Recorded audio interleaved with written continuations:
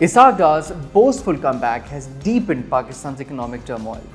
In a fairly short stint, Mr. Dar has not only worsened his party's political prospects, but has also brought Pakistan on the verge of defaulting on external debt, despite taking over the baton after Pakistan secured the International Monetary Fund's clubbed 7th and 8th tranches.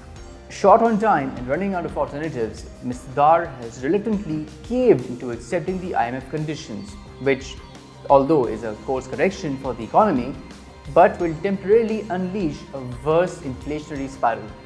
In these extremely testing times, if you've got some money saved, it is pertinent to understand the ideal avenues to invest and protect your hard-earned money from losing its value in real terms. What is the investment amount that you want to enter with? So obviously there are many different categories of investors. So today we can talk about, let's say, 3 or 4 categories. Investors who are willing to invest somewhere between 1 lakh rupees to 10 lakh rupees, and then you can have another category where people want to invest between 1 million to 5 million rupees, and between 5 and 10 million, and then the larger ones. So depending on what category an investor belongs to, the larger the investment amount, the more asset classes become available to them. When I talk about asset classes, it basically means the amount of, or the different categories of things that they can purchase. And for example, you can place your money in term deposits, you can buy equities, you can buy debt securities, you can buy gold, you can buy real estate. So the more money you have, the more options open up for you. So that is one. The next consideration usually is your risk appetite. How much risk are you willing to take? And when we talk about risk, usually, in finance terms, we say that if the risk of an investment is higher, the potential return is also higher. But then when we're talking about risk, we're also talking about the risk of actually losing your capital. So when you're actually assessing your risk appetite, you have to see if you will be all right with seeing that investment lose maybe 30% or 40% of its value over the next 2 years, and how will that affect you financially, how will that impact you. So that determines your risk appetite. So if you don't have a high risk appetite, then you will choose safer investments. The third consideration is usually your investment horizon. How long are you investing your funds for? So if you want to be able to access your funds in the immediate term, in 3 months, 6 months, 9 months, or whenever you feel like, then clearly a lot of asset classes are not for you. For example, you won't invest in real estate if you want liquidity in the near term or in the short term. So given these 3 factors that all investors should consider, I think let's talk about the baseline returns. Let's get a little specific. So the baseline return that I would look at in today's market under current conditions would be 15.5%. What I basically mean with this is that you should expect to earn at least 15 return on whatever capital you have, regardless of the amount. So let's say you're a small depositor with 100,000 rupees in savings, you should still expect to earn at least that much return. And the reason for that is that this is the return that is offered to savings account holders in conventional banks. Now, 2 keywords are very important here. 1, you have to have a savings account, and 2, it has to be a conventional bank. Conventional banks, under SBP regulations, they have to offer a minimum deposit rate to investors, which has to be linked to the interest rate for it all. So if the repo rate these days is 17% or 16.5% is the floor, then the minimum rate that any bank will offer to a depositor on a savings account is 15.5%. So if you're not doing anything at all, just put your money in a conventional bank. This doesn't work if you have a current account because you don't get a rate of return on it. This doesn't work if you have an account with an Islamic bank, because Islamic banks are not subject to this minimum deposit rate requirement. So they can choose to pay you 11%, 10%, 9%, whatever they feel. But the point is, you're leaving money on the table if you are not earning that much return on your cash. So that is one. Now, if you're a very small investor, say your investment amount is between 100,000 to 1 million rupees, then you should either keep your money in cash right now, because you are likely to have a use of that funds in the immediate term. And I'm talking about people who don't have a lot of spare cash. And you can also place it in floating rate term deposits with banks.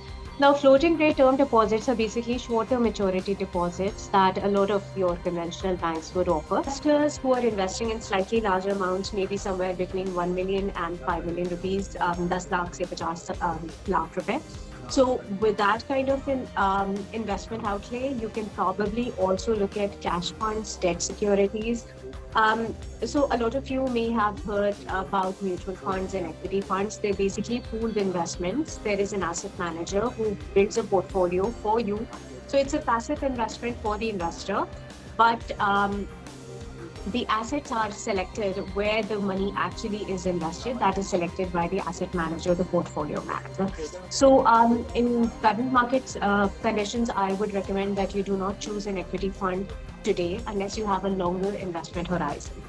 A lot of people look at commodities traditionally in Pakistan and generally in South Asia also. People look at gold and silver as investment avenues. That is certainly something you can look at, but gold or silver are not income producing assets. Ideally, you want to invest in an asset that keeps making regular income payments to you. So you don't realize your gains on your gold or silver holdings unless you're actually going out in the market and selling it to realize the capital gains. So a better way to park your money is in an instrument that will keep making payments. If you have a longer horizon and your investment outlay is significantly large, let's say between 5 million to 10 million rupees, I would strongly urge you to look at equities because a lot of stocks are at very low PE ratios right now. So you can, go to the PSX website or any of your brokers' websites, and you'll be able to see a list of stocks, and you can sort them by low PE ratios. And just pick good names. Pick at least 10 to 12 companies to make your own portfolio. And, then this is the kind of investment that you keep for at least 3 to 5 years. So if you want to liquidate your money sooner, then perhaps equities is not for you in this market particularly.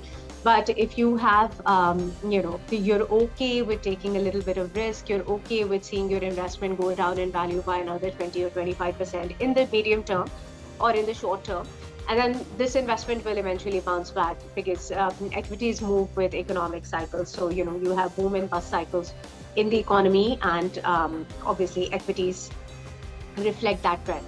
So do not expect immediate returns with equity investments. But having said so, over the longer term, if you can put your money in the stocks or so bonds are fixed income instruments, right? But equities pay you dividends.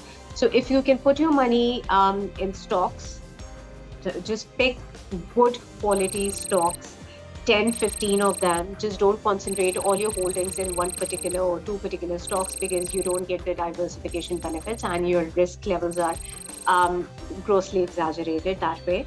So just park your money there and then forget about it for the next 7 to 10 years. And I think you should make a very decent return on it. If your investment horizon is even if your investment amount is even higher, let's say in excess of 10 million rupees, then you can consider entry-level real estate options. You can also look at private investments. So you can think about starting a business of your own, perhaps, because that is, that's the kind of capital that lets you enter entry-level spaces. So there's one final comment I'd like to make, and this is very, very important.